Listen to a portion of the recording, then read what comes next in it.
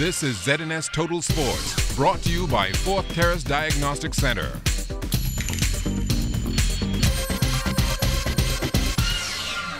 Welcome to sports, everybody. The IAAF BTC World Relays may be over and done with, but there's still a lot of track and field left on the calendar. Our Charles Fisher recently caught up with B3's boss Mike Sands to speak about the relay situation for the World Championships and the upcoming Senior Nationals.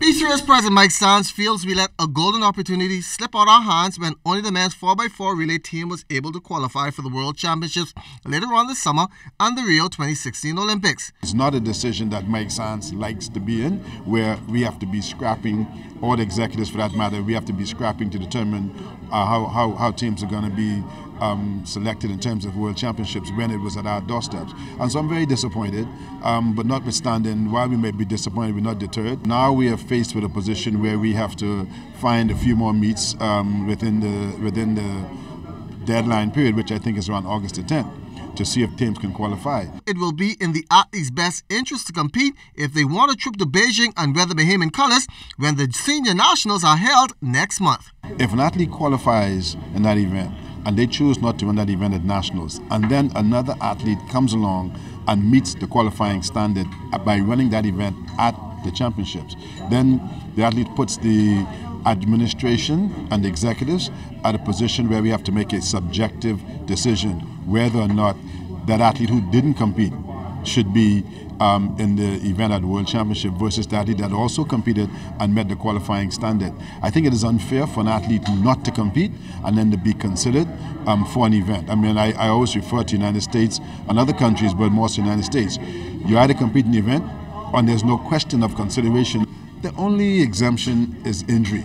An injury, a legitimate injury, and it can't be the day before. Well, we can't control injuries, but obviously we would expect that our management team, along with the medical staff, will take a look at any exemption notice that comes forward for consideration. But again, I am urging and encouraging all athletes, their coaches and their family members and those who are on the sound of my voice to please encourage the athletes to first and foremost present themselves for competition and encourage them to compete in the event that they would wish to be represent the country at the World Championships, because failing that, there's no guarantee.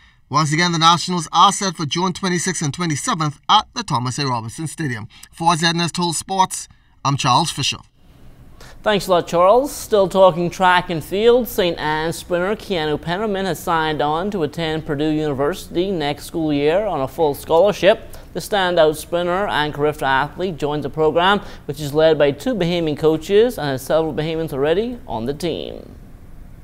I'm expecting to work hard to take in the knowledge that the coach is going to give me and be able to make a family out of the track team that's there, and be able to make my track dreams come closer. I'm hoping to make the Olympics in 2016, 2020, and so far until I can't run, be able to medal at World Games and just make my country proud.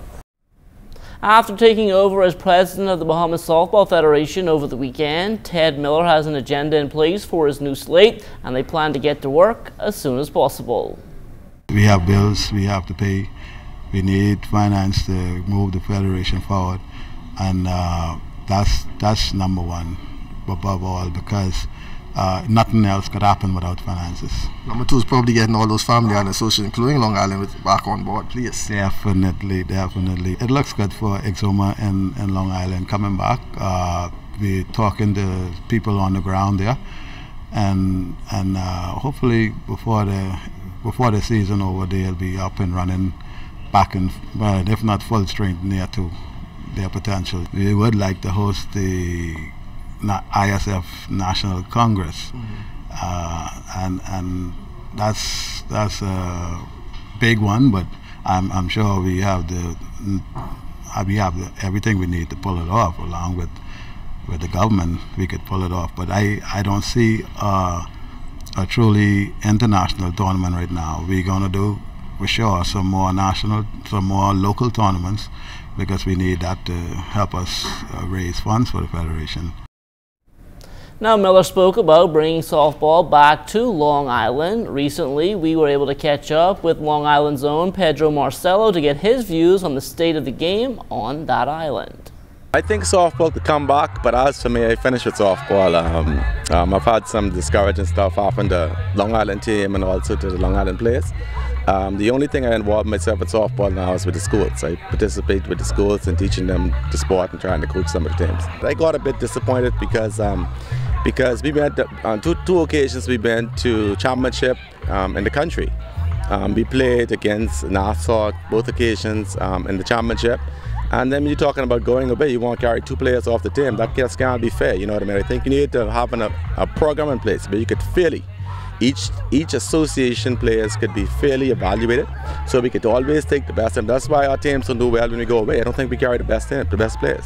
The whole culture of softball in this country needs to change. I think with the national team program, because we have all these associations in different islands, I think there need to be a system in place where each island would be afforded the opportunity to be a part of the national team. And in fairness, by having some kind of program where you could do an evaluation or assessment of each players, instead of just randomly picking people and say, hey, we go in to play softball and to wherever they go in the world. Some people fish for a living, while others just fish for fun. This past weekend, though, the art of fishing was taken to an entirely different level as Charles Fisher and Julian Gibson traveled to Andros for the Red Bay Snapper Fishing Tournament. Andrew Burrows tagged along, and tonight he has the first installment of a 2-part series. After weeks of trash talking and telling tall fish tales, Julian and Fisher touched down in Andros for their showdown on the sea. Right off the bat, predictions were coming in. Okay, I think Fisher, because his name partially is fish. None of them are known to be great fishermen. They talk a good game, so we will have to wait and see. Julian versus Fisher. I think I'm going to go with Fisher. Well, I don't even consider them. Well, I think Julian. I think Julian's going to catch some more fish. Okay, I would go with Fisher. I think Julian will come out ahead. I really think so. He's going to win. He's going to catch a lot of fish. I see they have a lot of drinks. I saw a gentleman on TV last night, Mr. Fisher, buying some lines, but I hope he can use them. Still hurting from his last matchup with Julian, Fisher got his body in shape, working out his hauling technique. Julian, on the other hand, worked out his trash talking. What's going to happen this morning is obvious. You're looking at the champions. Later on this evening at the closing ceremonies. We'll be taking the trophy. This will be like a championship trophy we'll be sharing. Yes, to the closing ceremonies. Sharing championship with Mr. Burrows' camera uploaded to it. Okay, you're looking at the real champions here. Okay, as you can see, they all talk. No. Excuse me. We all about the fish today. Excuse me. Y'all gonna have a chance at the mic, okay? After all the talk, it was time for action on the water. Julian, however, disappeared for a few minutes, causing everyone to wonder. Julian checking out, man. I think he's scared of something. Julian's disappearance was quickly explained when he turned up wearing a life vest. He had a different story. I had to sign forms for y'all. With the motor running and the team all geared up, all anyone wanted to talk about was Keishla's fish from last week.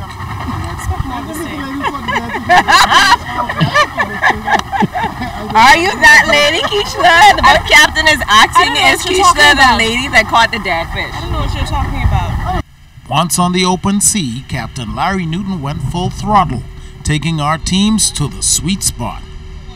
Miles offshore, Julian kept the trash talk coming.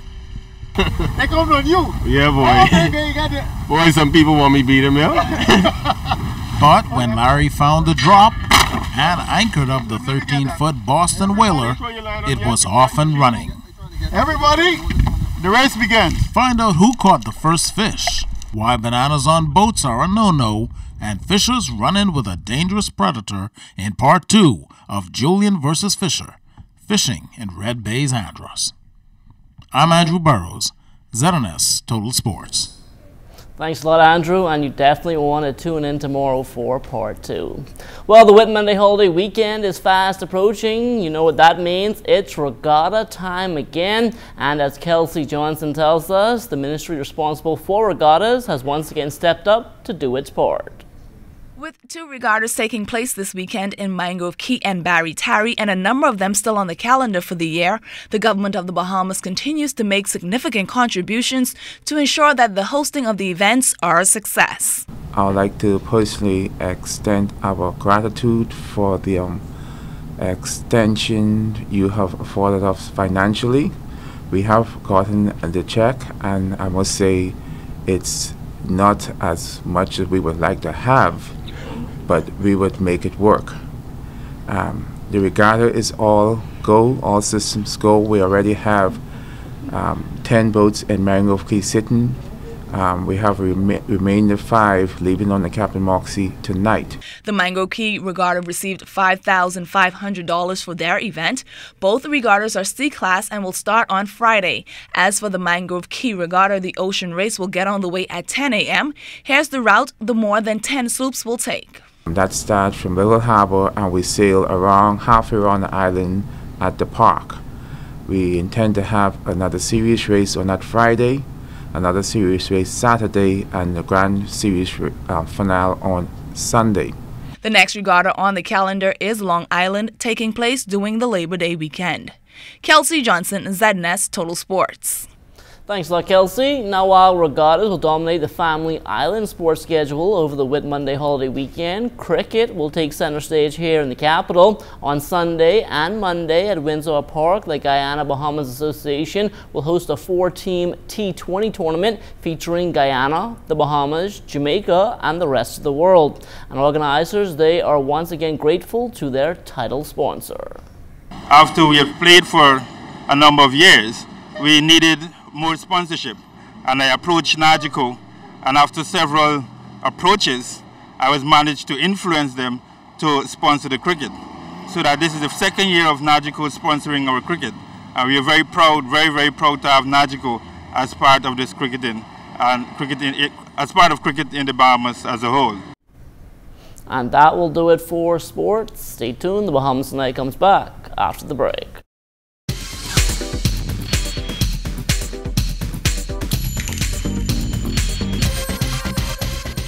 This is ZNS Total Sports, brought to you by 4th Terrace Diagnostic Center.